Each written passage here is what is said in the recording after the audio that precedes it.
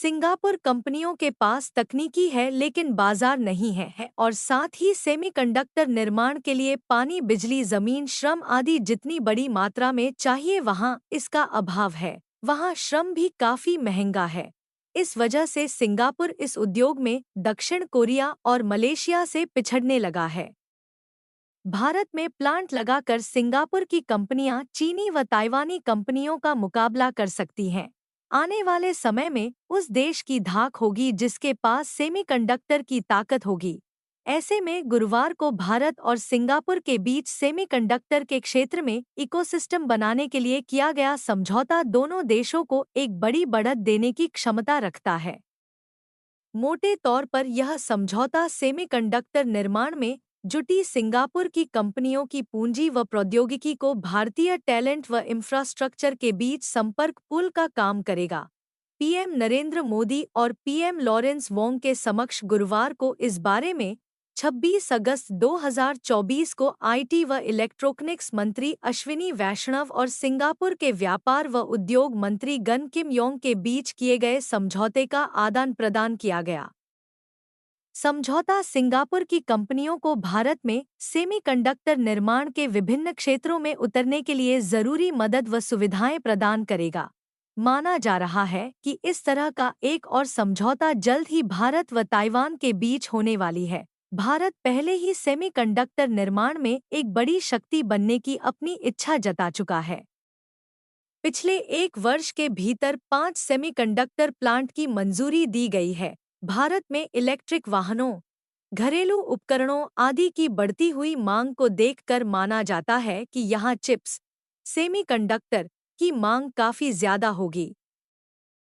दूसरी तरफ सिंगापुर कंपनियों के पास तकनीकी है लेकिन बाजार नहीं है और साथ ही सेमीकंडक्टर निर्माण के लिए पानी, बिजली, जमीन, श्रम आदि जितनी बड़ी मात्रा में चाहिए वहां इसका अभाव है। वहां श्रम भी काफी महंगा है। इस वजह से इस उद्योग में सिंगापुर दक्षिण कोरिया और मलेशिया से पिछड़ने लगा है।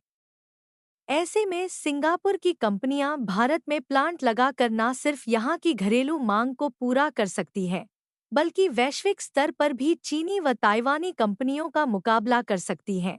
भारत को इससे फायदा यह होगा कि उन्नत प्रौद्योगिकी वाली कंपनियां यहां पर स्थापित होंगी जो दूसरी कंपनियों को भी यहां प्लांट लगाने के लिए प्रोत्साहित करेंगी।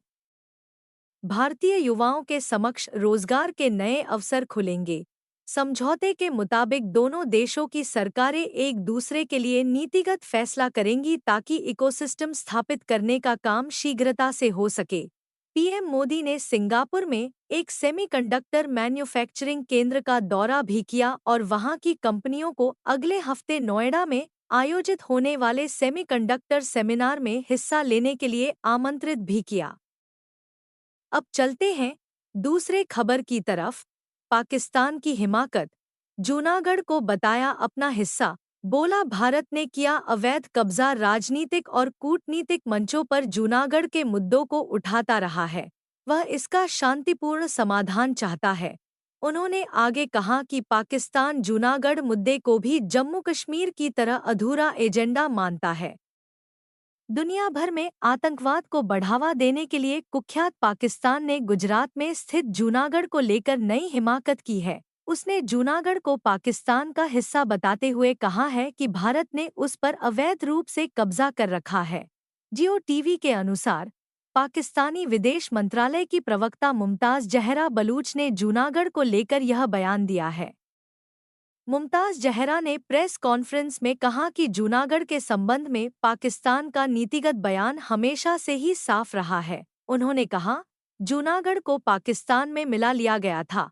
पाकिस्तान इस मामले को ऐतिहासिक और कानूनी परिप्रेक्ष्य में देखता है। जूनागढ़ पाकिस्तान का हिस्सा था और भारत का उस पर अवैध कब्जा संयुक्त राष्ट्र चार्टर और अंतर्राष्ट्रीय मानदंडों का उल्लंघन है। मुमताज ने आगे कहा कि पाकिस्तान हमेशा ही राजनीतिक और कूटनीतिक मंचों पर जूनागढ़ के मुद्दों को उठाता रहा है। वह इसका शांतिपूर्ण समाधान चाहता है। उन्होंने आगे कहा, पाकिस्तान जूनागढ़ मुद्दे को भी जम्मू कश्मीर की तरह अधूरा एजेंडा मानता है। इस प्रेस कॉन्फ्रेंस में मुमताज ने बांग्लादेश पर भी बयान दिया और बांग्लादेश के साथ पाकिस्तान के मजबूत संबंध विकसित पर जोर दिया और कहा कि यह दोनों सरकारों के सहयोग से और बेहतर होगा। बता दें कि पाकिस्तान पहले भी जूनागढ़ को लेकर हिमाकत कर चुका है। साल 2020 में पाकिस्तान के तत्कालीन प्रधानमंत्री इमरान खान ने नया पॉलिटिकल मैप जारी किया था, जिसके बाद भारत ने मुंहतोड़ जवाब दिया।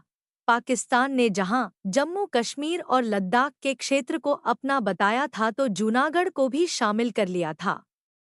इसके बाद भारतीय विदेश मंत्रालय ने एक आधिकारिक बयान में कहा था कि हमने पाकिस्तान का तथाकथित राजनीतिक नक्शा देखा है जिसे प्रधानमंत्री इमरान खान ने जारी किया है।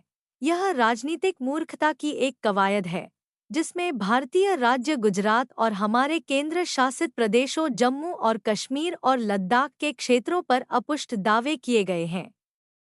इन हास्यास्पद दावों की न तो कानूनी वैधता है और न ही अंतर्राष्ट्रीय विश्वसनीयता।